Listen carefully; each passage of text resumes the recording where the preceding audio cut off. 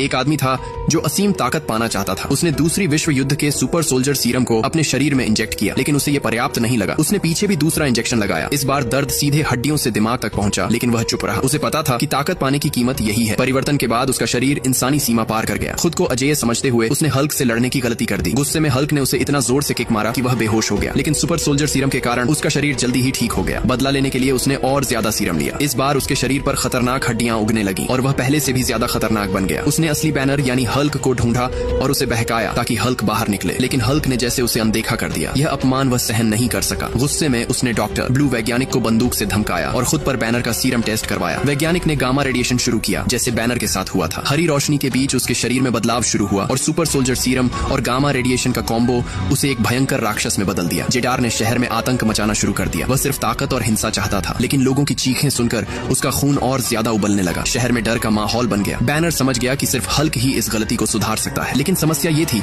कि उसने हाल ही में खुद को शांत करने के लिए दवा ली थी। इसीलिए हल्क को बाहर लाने के लिए उसे चरम खतरे में जाना पड़ेगा। उसने अपनी बेटी से अलविदा कहा और प्लेन से कूद गया। जैसे ही वह नीचे गिरा, कंक्रीट टूट गया और हल्क बाहर आया। जेडार की दहाड़ सुनकर हल्क भी गुस्से में आग बबूला हो गया। दोनों आमने सामने हुए और जबरदस्त टकराव हुआ, लेकिन दवा के कारण हल्क कमजोर था और जेडार ने उसे आसानी से दूर फेंक दिया। हल्क ने पुलिस की कार तोड़कर उसके पार्ट्स से हथियार बनाए और हमला किया, लेकिन जेडार पर इसका कोई असर नहीं हुआ। जेडार ने हल्क को फिर से हराया और उसका धातु का हथियार भी तोड़ दिया। तभी सेना का हेलीकॉप्टर जेडार पर फायर करने आया। हल्क समझ गया कि ये एक चाल है। वह रोकने दौड़ा, लेकिन दोनों के बीच की लड़ाई में हेलीकॉप्टर क्रैश हो गया, जिसमें जनरल रॉस और उसकी बेटी थे। हल्क ने बेटी को बचाने की कोशिश की, लेकिन जेडार ने उसे रोका और हल्क फंस गया। जेडार ने हल्क की गर्दन पकड़ ली और हल्क बस हेल्पलेसली देखता रहा। तभी उसकी बेटी ने उसे देखा और ऐसा लगा जैसे उसकी मौजूदगी से हल्क को नई ताकत मिल गई। हल्क ने जेडार को पकड़ लिया और जोर से थाम लिया, लेकिन हेलीकॉप्टर की टूटी हुई वायरों से आग फैलने लगी जो बेटी की ओर बढ़ रही थी। हल्क ने हवा में जोर से हमला किया और आग को बुझा दिया, लेकिन जेडार ने फिर हमला किया और लोहे की चेन से हल्क को मारा, जिससे हल्क गिर गया और जेडार बेटी की ओर बढ़ा। तभी हल्क ने संतुलन वापस पाया, चेन उठाई